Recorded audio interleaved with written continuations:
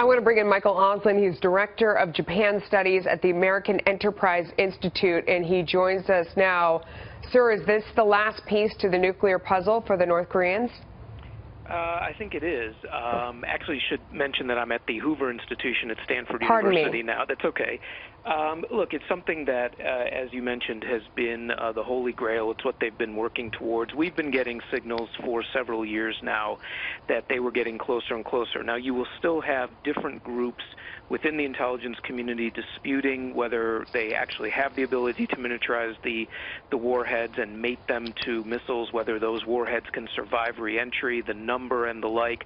The point is, if you take the long view, if we look at it over the course of a decade or more, they have relentlessly been moving to this point. They're going to get there in a sense that allows them actually to begin thinking about how they would deploy these weapons, and we have to accept that we are in a new situation. What cooperation do you think they needed to get this done? Who else do you think around the world participated to help this come to fruition? Well, you know, it's a great question because there are multiple different types of help that they received. On the one hand, you can't do a program like this without enormous amounts of money. So whether it was China continuing to accept coal shipments or looking the other way at undermining sanctions, that helped them get the money for this. We know that they've worked with the Iranians. We know that they've worked with the Pakistanis and others. There are multiple different ways that the North Koreans have been in a two-way street, that they have been also looking to sell their missiles when they are able to perfect them. They've been getting nuclear support from other nations. The degree to which China has been supporting this program is still open to debate.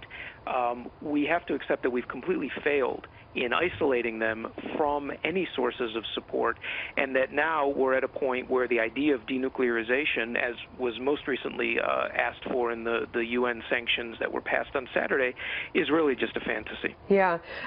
This report is coming from the Washington Post, and it contradicts the information that we had just earlier today. It would be a very big story as it stands. How credible do you think it is? Well, at this point, all you can do is try to piece together all the different sources of information that you're getting.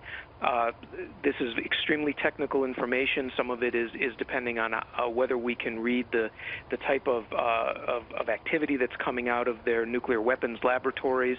We have to look what they're doing with the missiles.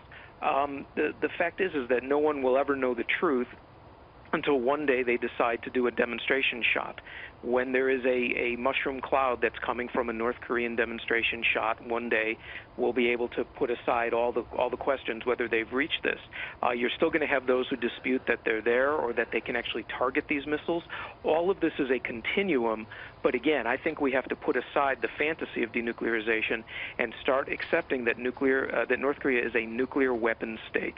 Oh, Michael Oslin of the Hoover Institute, thank you for joining us. We appreciate it. Thank you.